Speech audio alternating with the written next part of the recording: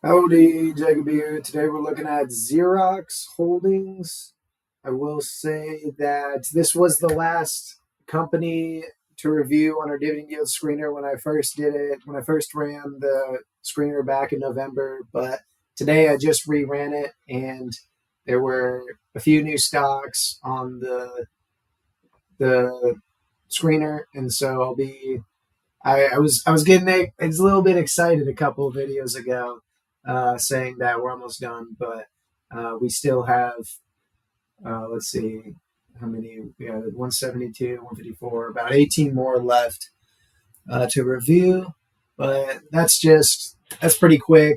Two a day. We'll be done in a week and a half, and then we'll be going to our new fundamentals screener where we're looking for earnings per share growth over the next 5 years, being profitable, forward PE positive, and then 15% return on equity, return on invested capital, and then return on assets. But let's get to our Xerox Holding company review. We see that the market cap is $2.3 billion on $4.5 billion enterprise value. Revenue is tough to look at, where 2014 revenue was 12.7 billion and it has declined rapidly to 6.9%, 6.9 billion. So not quite cut in half, but a huge decline in revenue, with return on invested capital averaging out over the 10 years, very likely low single digits. But they do have a 5% dividend yield, and they are buying back a lot of shares in comparison to their market cap. And so let's look at some of that debt that we have here. 519 million cash on hand, with 2.7 billion long-term debt and 567 million short-term debt. So the short-term debt should be fine given their cash on hand currently, but their liquidity has gone down immensely. However, with that, so is their long-term debt. So their debt has gone from about $8 billion down to about $3.2 billion. Their liquidity has also gone down from 1.7 billion to just about half a billion.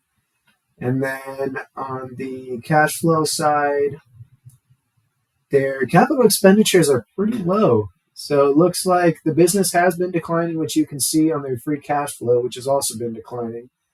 But their capital expenditures they're very low. It's very low to keep the business running, which is good for them because, I mean, they should be producing cash flow. Even if they decline another 50% over the next 10 years, they should still be producing roughly half their free cash flow. And again, a business that's declining can still absolutely bring great value. And so here, on a 5-year average basis, that includes as low as $100 million, but as great as $1.3 billion, let's say, is about $600 million. So $600 million 5-year average free cash flow. They're paying out $165 million through their dividend. They've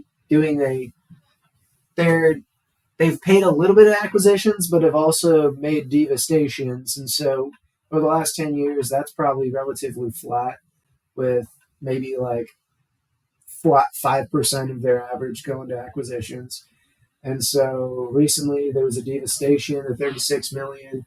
It looks like their use of free cash flow is between common stock, debt, and dividends. And so if I were to do if I wanted to invest in Xerox, I would do a deeper dive and see when they're repurchasing shares, when they're buying down debt, when they're paying a dividend. The dividend is very likely going to be the most consistent one, where that's just companies' way of just giving a little bit of money back to the shareholders.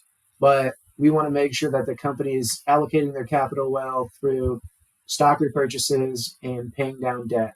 And so when the price is stupidly cheap, we want them to be buying back as many shares as possible that their free cash flow allows. And then when there's not much else to do with their cash flow, paying down debt is a great thing to do, especially for a declining business. And so to me, I think I'm ready to make some assumptions here. I'll say that revenue side, maybe they decline probably 2% a year. and then 7 on the price to earnings and price to free cash flow down the road. And then it looks like their free cash flow has been higher than their earnings, which is good. So the average, we're looking at 4 and 7%. Let's see what a 2% bump to interest would do. So we're seeing about $3 billion on the debt. 2% would be about 120 million. 120 million is would be a bit on their 600 million 5-year average free cash flow. We're looking at about a 20% hit on margins here. And so I'm going to bump down margins by about 20%, expecting that net interest could affect them. Yes, they're paying down debt, but will be fast enough. So I might not bump it down 20%, but enough to where you'll see a hit. And so let's do 3%, 5%. Share change, they've been buying back a lot. So let's say they make about 500 million on average over the next 7 years, where if we assume that their dollar of dividend is flat, then their aggregate payout as they pay down shares will actually decrease. And so we see here that they're paying out $1 in 2014, and they're paying out $1 now. And that dollar in 2014 was 313 million, and it's down to 165 million due to share repurchases. And so, although they're paying out a flat $1 dividend, the aggregate payout is going down because there's less shares. And so, if that averages out to about 140, let's say 140 million aggregate over the next 7 years, they should have maybe they'll buy back 200 worth, which leaves 160 million, which is probably pretty close to 5%. I mean, this is fake math over here, just trying to get a rough estimation of how much allocation they're going to use their excess free cash flow towards. And I'm saying that about 30 to 40% will be going to dividends, 30 to 40% to stock repurchases, and then 20 to 40% to debt repayment. And then that gets us to a price that still needs to fall quite a bit. We're saying it needs to fall 42% before we get a 15% return given these assumptions. And so, yeah, I think that dollar dividend seems to be pretty consistent to me with a current yield of 5%. I think as long as the price falls a little bit, you get a little bump in price appreciation. This could be a great investment, especially for people that just want that dividend. I think it's a safer dividend than most. And I think that you really just want to see when the company is buying back shares versus paying down debt. And you want to make sure that they're buying back shares when the stock is stupid cheap and paying down debt when they have no other choice of cash flow or no other choice with their excess cash flow. So hope everyone enjoyed the video and it was a great rest of the day. Thank you.